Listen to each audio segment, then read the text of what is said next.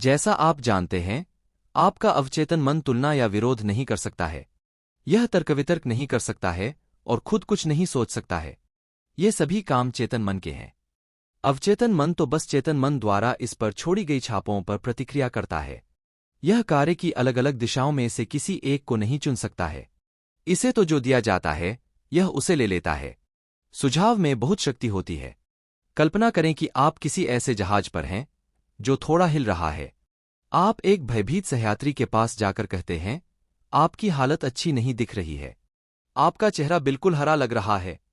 मुझे लगता है कि आपको समुद्री यात्रा में होने वाली मतली हो सकती है। क्या मैं आपको केबिन तक पहुंचा दूं?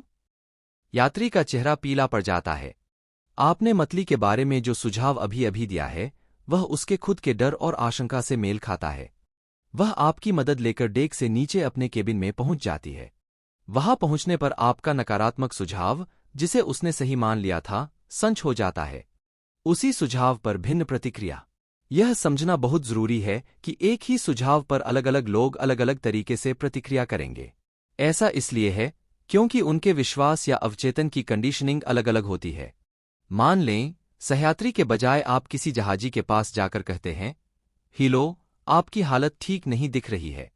कहीं आपको समुद्री यात्रा के कारण मतली तो नहीं आने वाली है? यह जहाजी के मिजाज पर निर्भर करता है कि वह आपके लचर मजाक पर हंसे या आपको वहां से दफा होने को कह दे। आपके सुझाव का उस पर कोई असर नहीं हुआ क्योंकि उसके मन में यह विश्वास है कि समुद्री यात्रा में उसे कभी मतली नहीं हो सकती। इस कारण उसे जरा भी डर या चिंता महसूस नहीं होगी, उल्टे आत्मविश्वास सामने आएगा। डिक्शनरी आपको बता देगी कि सुझाव, सजेशन, किसी चीज को किसी के मस्तिष्क में डालने का काम है। यह वह मानसिक प्रक्रिया है जिससे सुझाया गया विचार स्वीकार किया जाता है या कार्यरूप में परिणत होता है। याद रहे, कोई भी सुझाव चेतन मन की इच्छा के बिना अवचेतन मन पर छाप नहीं छोड़ सकता। आपके चेतन मन में उस सुझाव को अस्वीकार करने की शक्ति होती है। जहाजी को समुद्री यात्रा के कारण मतली का कोई डर नहीं था। उसे पूरा भरोसा था कि वह इससे सुरक्षित है, इसलिए नकारात्मक सुझाव में उसे डराने की शक्ति नहीं थी।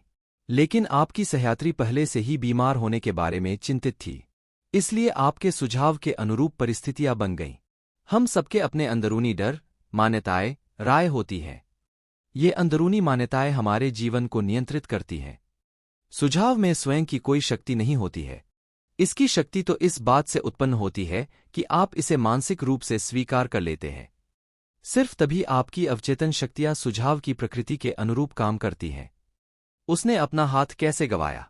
कई सालों से मैं कैक्सटन हॉल में लंदन टूथ फोरम में नियमित रूप से भाषण दे रहा हूं, जिसे मैंने कुछ साल पहले स्थापित किया था। इसकी निदेशक डॉ. ईवलिन फ्लीट ने मुझे एक आदमी के बारे में बताया जिसकी छोटी बेटी को यूमेटॉइड आर्थराइटिस और दर्दनाक चर्मरोग सोरायसिस था। कई जगह इलाज हुआ, लेकिन डॉक्टरों की तमाम कोशिशों के बाद भी कोई फायदा नहीं हुआ। वह आदमी हताश हो गया। वह खुद से और अपने दोस्तों से बार बार कहता था, अपनी बेटी को भलीचंगी देखने के लिए मैं अपना दाहिना हाथ देने को भी तैयार हूं। डॉ. फ्लीट के अनुसार एक दिन परिवार सैर सपाटे पर गया। कार की दुर्घटना हो गई और पिता का दाहिना हाथ कंधे से अलग हो गया। अस्पताल से घर लौटने पर उसने पाया कि उसकी बेटी का आर्थराइटिस और चर्मरोग बिल्कुल ठीक हो चुका था। आपको बहुत सतर्क रहना होगा कि आप अवचेतन मन को सिर्फ वही सुझाव दें जो सही तरीके से उपचार करे, वरदान दे, ऊपर उठाए और प्रेरित करे। याद रखें, आपका अवचेतन मन मजाक नहीं समझता है। यह तो आपके आदेश का शब्दशः पालन करता है।